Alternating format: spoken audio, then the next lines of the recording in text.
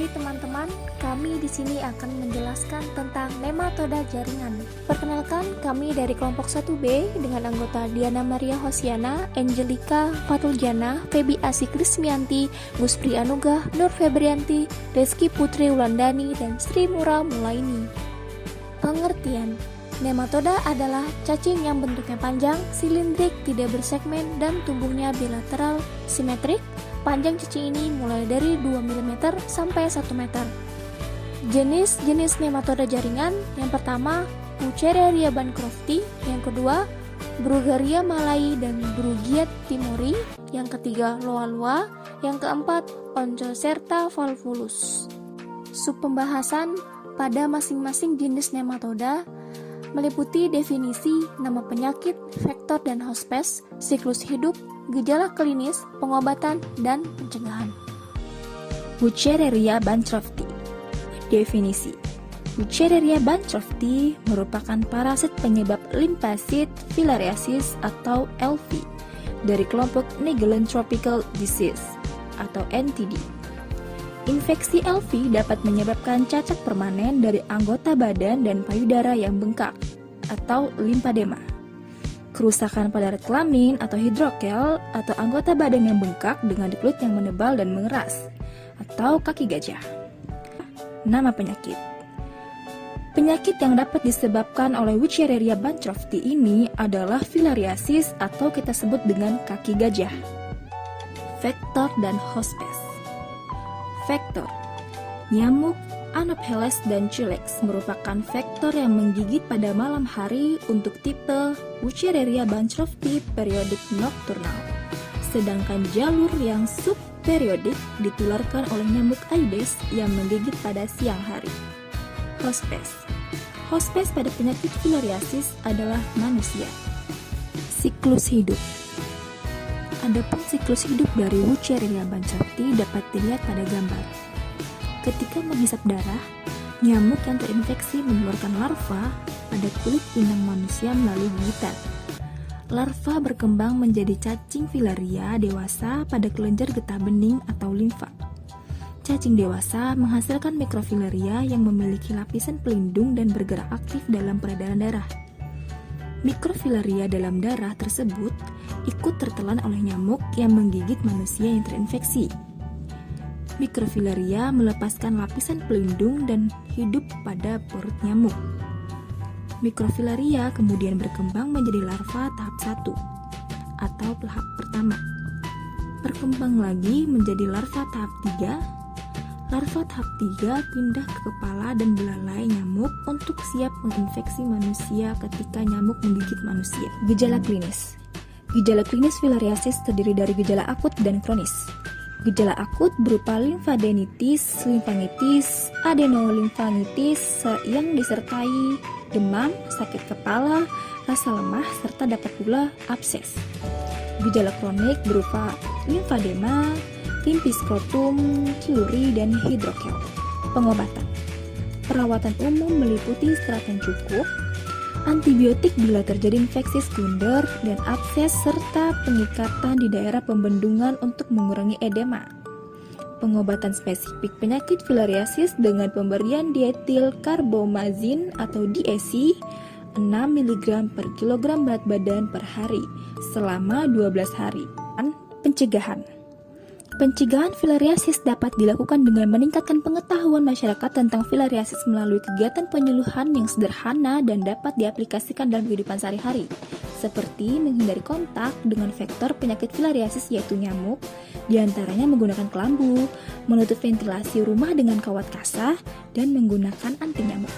Pada parasit Bruguiera malai dan Bruguiera timori, adapun definisinya yaitu Bruguiera malai adalah salah satu nematoda jaringan yang merupakan salah satu dari 3 parasit manusia yang menyebabkan penyakit filariasis limfatik atau kaki gajah. Sedangkan Bruguiera timori merupakan cacing yang penyebarannya terbatas di Kepulauan Nusa Tenggara Timur.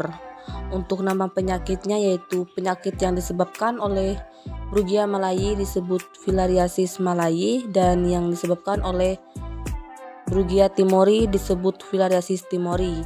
Kedua penyakit tersebut kadang-kadang disebut sebagai filariasis Brugia. Vektor dan host space-nya. Untuk vektornya, vektor yang umum berperan dalam penyebaran Brugia malai adalah nyamuk yang berasal dari genera Mansonia dan Aedes, sedangkan Brugia timori ditularkan oleh Anopheles di dalam tubuh nyamuk betina. Untuk host space-nya, pada penyakit filariasis sebagai sumber penularan adalah manusia dan hewan. Selanjutnya yaitu siklus hidup. Untuk siklus hidupnya, parasit ini sama dengan siklus hidup Neisseria bancrofti. Microfilaria masuk ke dalam tubuh manusia dengan melalui gigitan nyamuk atau dari genus Mansonia, Sulek, Aedes, dan Anopheles. Microfilaria masuk ke dalam saluran limfa dan menjadi dewasa. Menjadi cacing jantan dan betina melakukan kopulasi. Dan selanjutnya cacing grafit mengeluarkan larva microfilaria menjadi microfilaria hidup di pembuluh darah dan pembuluh limfa.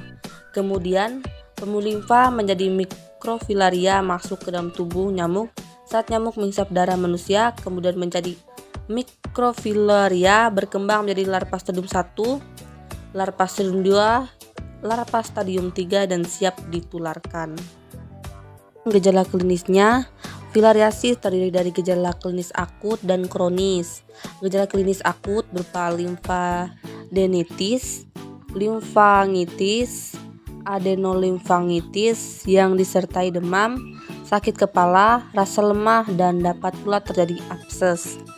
Sedangkan gejala klinis kronis dapat berupa limfadema, lipis, skrotum, kiluria, dan hidrokel.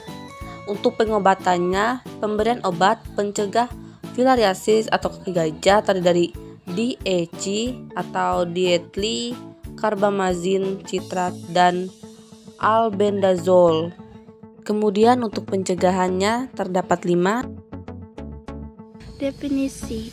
Loa adalah salah satu nematoda jaringan yang bisa menyebabkan penyakit iosis, Guillain-Barré swelling, fugitive swelling, worm, diasis.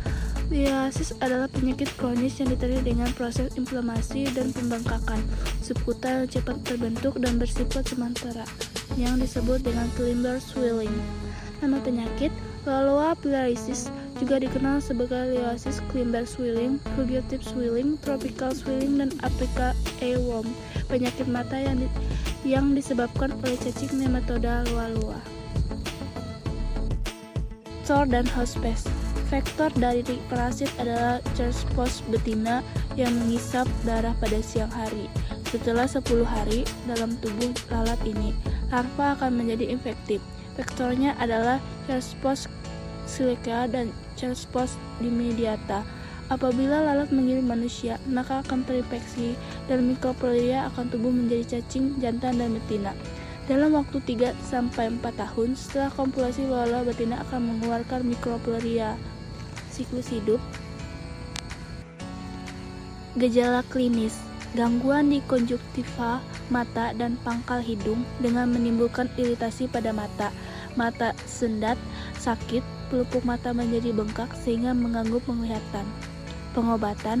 Ada 2 obat yang dapat digunakan untuk mengobati infeksi dan meredakan gejala. Obatnya yaitu obat dihydroargentine DEC yang dapat membunuh mikrofilaria dan dewasa cacing serta obat albendazole yang digunakan sebagai alternatif dihydroargentine DEC. Penanganan. Menghindari daerah di mana lalat menyebar liosis ditemukan seperti berlumpur, daerah teduh di sepanjang sungai atau sekitar api kayu. Menggunakan obat anti serangga yang mengandung DET, N-diethylmetatoluamide.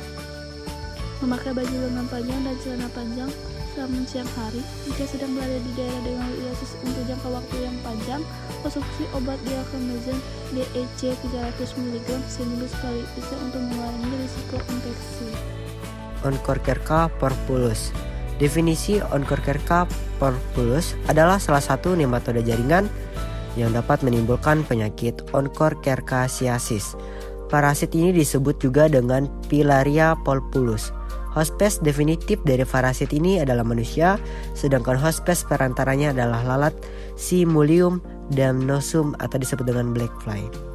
Nama penyakit yang disebabkan yaitu disebut dengan onchocercosis, river blindness, dan blinding filariasis. Vektor dan hospes. Vektor perantaranya adalah lalat Simulium damnosum atau disebut dengan black fly. Dan hospes definitif dari parasit ini adalah manusia. Siklus hidup Oncorkera polpolus. Pada waktu lalat Simulium menghisap darah penderita, ikut masuk juga cairan limpa yang mengandung mikropilaria. Di dalam tubuh lalat, mikropilaria mengalami pertumbuhan dan 2 kali edisidis di dalam otot torak lalat dan menjadi larva stadium 3 yang infektif dalam waktu kurang lebih 6 hari. Jika larva infektif ini masuk ke dalam tubuh manusia, maka akan menjadi cacing dewasa dalam waktu kurang dari 1 tahun pada jaringan di bawah kulit. Gejala klinis yang dialami adanya nodul subkutan, hanging groin, kelainan kulit seperti kulit macan tutul atau disebut leopard skin, atrofi kulit, kelainan pada mata berupa keratitis, limbitis, pupetis, dan adanya mikropilaria di dalam kornea. Pengobatan yang bisa dilakukan dengan menggunakan ivermectin, nextizan, dosis sebanyak 100-150 mg per kilogram berat badan. Diberikan setiap 2 minggu atau hingga mencapai dosis total 1,8 mg per kilogram berat badan. Bisa juga menggunakan suramin. Pencegahan yang dapat dilakukan dengan cara menghindari gigitan lalat Simulium atau memakai pakaian yang tebal yang menutupi seluruh tubuh.